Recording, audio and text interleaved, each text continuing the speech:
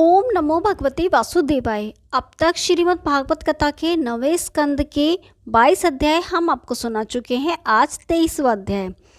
श्री शुकदेव जी ने कहा, हे राजन, अब हम तुमसे यदुवंशियों की कथा कहते हैं, जिसमें श्री कृष्णचंद्र जी का अवतार हुआ था। ययाति के बड़े पुत्र का नाम यदु था। उसके वंश में कई पीढ़ी पश्चात सहस्त्रार्जुन नामक ऐसा प्रतापी राजा हुआ, जिसने 25,000 वर्षों तक एक छत्र राज्य किया। उसके 1,000 पुत्रों में से 995 पुत्रों को परशुराम ने मार डाला था। शेष जो पांचों पुत्र बचे थे, उनमें से जयध्वज नाम के पुत्र द्वारा तालजग नामक क्षत्रियों की उत्पत्ति हुई। उसके वंश में मधु नामक एक अत्यंत प्रतापी राजा हुआ। मधु के पुत्र का नाम भैष्णी था। इस वंश में शशि बिंदु बड़ा प्रतापी हुआ। उसके पास 14 रत्न थे। उसने 10 लाख स्त्रियों से विवाह किया। इसके सैकड़ों पुत्र उत्पन्न हुए। उनमें सबसे बड़े पुत्र का नाम पुरुजीत तथा सबसे छोटे का नाम जामक था। जामक की शैव्या नामक स्त्री बांझ थी, परंतु बहुत उपाय करने पर भी जब उसकी संतान नहीं हुई, तब एक समय राजा जामक विदर्भ देश के राजा से लड़ने गया। वहां से वह किसी भोज वंश की एक परम सुंदरी कन्या को छीन लाया। जब रानी ने यह देखा कि उसका पति अपने रथ पर एक सुंदर स्त्री को लाया है, तो उसने क्रोध करके राजा से पूछा कि तुम इस कन्या को किस लिए लाए हो। उस समय राजा ने भयभीत होकर अपनी स्त्री को यह उत्तर दिया कि मैं तुम्हारे लिए पुत्रवधू लाया हूँ।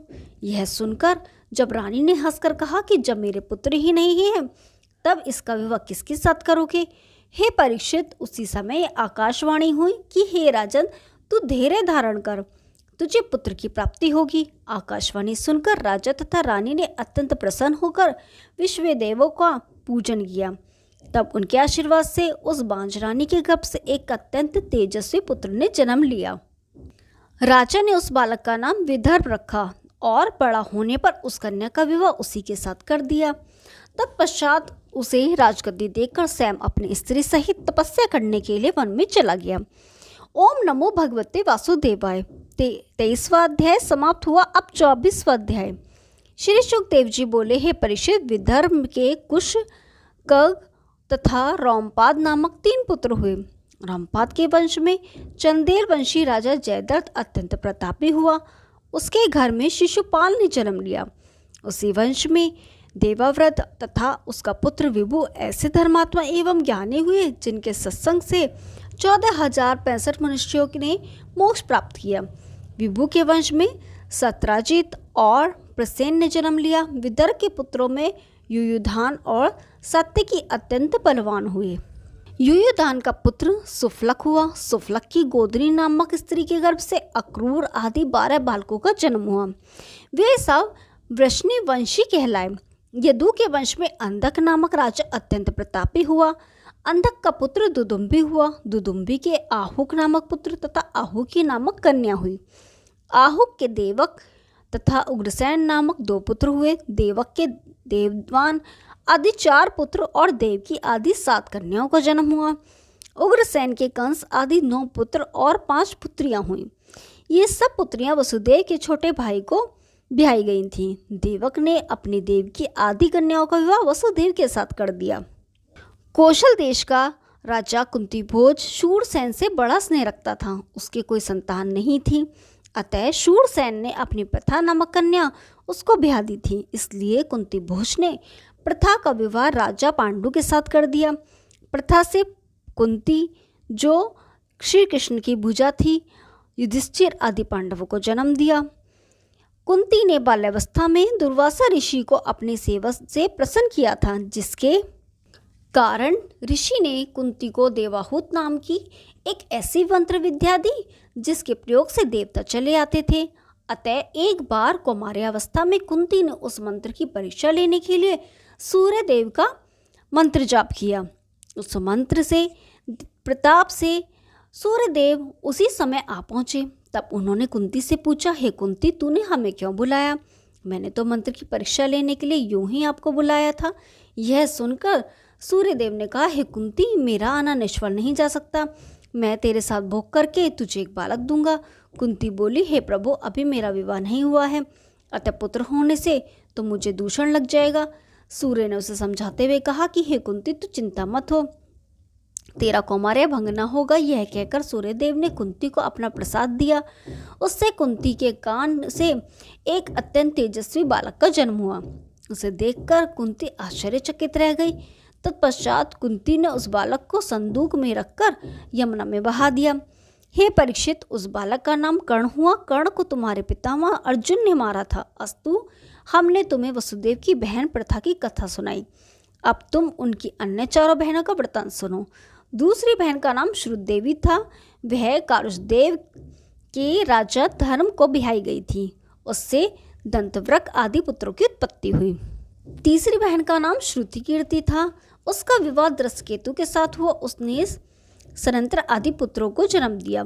चौथी बहन का नाम जरा देवी था, जिसका विवाह अनंतपुरी के राजा जयसेन के साथ हुआ था। पांचवी बहन का नाम श्रुति भवा था। वह चंदेली के राजा दमघोष को ब्याही गई थी। उससे शिशुपाल का जन्म हुआ। देवक की 7 कन्याओं के अतिरिक्त वसुदेव की 11 पत्नियां और भी थीं। उन सबसे भी अनेक संतानें हुई। देवकी के गर्भ से भगवान श्री कृष्णचंद्र जी का अवतार हुआ था। हे परीक्षित, अब हम द्रौपदी के स्वयंवर का हाल संक्षेप में कहते हैं, सुनो। हे परीक्षित, जब अर्जुन स्वयंवर में से बेद कर द्रौपदी को ले आए, उस समय वे अपने सब भाइयों सहित कुंती के पास जाकर बोले, हे माता, हम एक बहुत सुंदर वस्तु लाए हैं। कुंती ने उस भोजन का कोई प्रसाद समझकर कह दिया, तुम पांचों भाई आपस में बांट लो। अतः माता की आज्ञा अनुसार पांचों भाइयों ने द्रौपदी को अपनी पत्नी स्वीकृत किया। जब राजा द्रुपद को यह बात अच्छी न लगी, तब युधिष्ठिर ने उनसे यह कहा कि हम लोग अपनी माता की आज्ञा को नहीं डाल सकते हैं। उस समय राजा द्रुपद ने वेदव्यास जी से कहा, हे प्रभु, द्रौपदी के विवाह संबंधी मेरे प्रण को केवल अर्जुन ने ही पूरा किया था, परंतु अब द्रौपदी को पांचों भाई अपनी पत्नी बनाना चाहते हैं। ऐसी स्थिति में आप ही बताइए कि क्या होना उचित है। यह सुनकर व्यास जी ने इस प्रकार कहा, हे द्रुपद, हम तुम्हें द्रौपदी के पूर्व जन्म की कथा सुनाते हैं, उसे मन लगाकर सुनो। एक समय देखा कि गंगा जी के में एक अत्यंत सुंदर कमल का पुष्प बहता चला आ रहा है। उसे देखकर इंद्र ने कहा कि मैं इस पुष्प का पता लगाकर आता हूँ कि यह कहाँ से आया है। इंद्र उसका पता लगाते हुए उस स्थान पर पहुंचा जहां से गंगा जी का जल प्रकट होता है। तो उसने देखा कि वहां एक अत्यंत सुंदर स्त्री खड़ी होकर रो रही है और उसकी आंखों से जो आंसू गिरते हैं वह कमल के पुष्प बनकर जल में प्रवाहित हो जाते हैं। ये आश्चर्य देखकर इंद्र ने उस स्त्री से पूछा, हे सुंदरी, तू कौन है? उस स्त्री ने उत्तर दिया, मैं एक स्थान पर चलती हूँ, तुम भी वहां चलो तो तुम्हें मालूम हो जाएगा।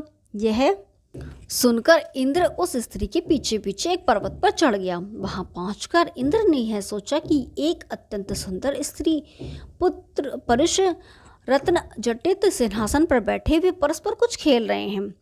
उस समय इंद्र ने अपने मन में सोचा, मैं सब देवताओं का राजा हूँ, तो भी इस पुरुष ने मेरा कोई आदर नहीं किया है। इंद्र ने मन की दशा जानकर वह अंतर्यामी पुरुष जो साक्षात श्री शंकर जी थे थोड़े मुस्कुराए। उस हंसी को देखते ही इंद्र भय के मारे कांपने लगा। तब शिवजी ने इंद्र से इस प्रकार कहा, हे इंद्र, यदि तुम यह प्रतिज्ञा करो कि अब मैं कभी अपमान नहीं करूंगा तो तुम्हारे प्राण बच जाएंगे, अन्यथा नहीं बचेंगे। यह सुनकर इंद्र ने भयभीत होकर प्रतिज्ञा कर ली। उस समय श्री शंकर जी इंद्र को साथ लेकर पर्वत की कंदरा में गए। वहां इंद्र ने यह देखा कि उस स्थान पर इंद्र के स्वरूप वाले 4 पुरुष और बैठे हुए हैं। तब महादेव जी ने इंद्र से इस प्रकार कहा, हे इंद्र, तेरे समान ही इन चारों ने भी अहंकार किया था। अब मैं यह चाहता हूँ कि तुम इन चारों के साथ संसार में जन्म लो। शिव जी के मुख से यह वचन निकलते ही वे चारों अत्यंत विलाप करने लगे। श्री शिव जी ने कहा, रो मत, तुम लोग संसार में जन्म लेकर शुभ कर्म करोगे। यह सुनकर उन लोगों ने प्रार्थना करते हुए कहा, हे महाप्रभु, आपकी आज्ञा अनुसार हमारा जन्म मृत्यु लोक में होगा ही, परंतु आप ऐसी कृपा कीजिए जिससे हम देवताओं के अंश द्वारा मनुष्य का शरीर प्राप्त करें। यह सुनकर शिव जी ने एवं मस्तु कहा। तदुपरांत उन पांचों ने युधिष्ठिर, भीमसेन, अर्जुन और नकुल सहदेव का जन्म पाया। इंद्र जिस स्त्री के साथ पर्वत पर गया था उससे शिवजी ने यह कहा कि तू भी मनुष्य शरीर धारण करके इन पांचों की पत्नी होगी। हे राजन, वही स्त्री तेरे घर में द्रौपदी नाम से जन्मी है। व्यास जी के मुख से ऐसा वृतांत सुनकर राजा द्रौपद का मोह नष्ट हो गया। हे परीक्षित, इस कथा के संबंध में किसी किसी ऋषि का यह कहना है कि पूर्व जन्म में विभा ने श्री शंकर जी का तप किया था। जब शिव जी ने प्रकट होकर उसे वरदान मांगने को अपने 5 मुखों से मांग मांग कहा, उस समय उसने भी अपने मुख से 5 बार पति पति कहा। तब शिव जी ने उसे यह वरदान दिया कि तूने अपने मुख से 5 बार पति शब्द कहा है, अतः तू 5 पतियों की पत्नी होगी। शिव जी के ऐसे वचन सुनकर विभा ने प्रार्थना करते हुए कहा, हे प्रभु, मैंने 5 पति प्राप्त होने के लिए तप नहीं किया था। इस पर शिव जी ने उत्तर दिया, हे विभा, मेरा वचन अन्यथा नहीं हो सकता। हे परीक्षित, यह मैंने द्रौपदी के 5 पति होने का कारण कहा है। द्रौपदी को अपने 5 पतियों से कलेश न था। वे समय का बंटवारा करके अर्थात एक संतान न होने तक उसे अपने पास रखते थे और संतान हो जाने पर वह दूसरे भाई की सेवा में उपस्थित हो जाती थी। इति नवम स्कंद समाप्तम। ओम नमो भगवते वासुदेवाय। 9वां स्कंद समाप्त हुआ। कल 10वां स्कंद शुरू करेंगे। तब तक के लिए नमस्कार।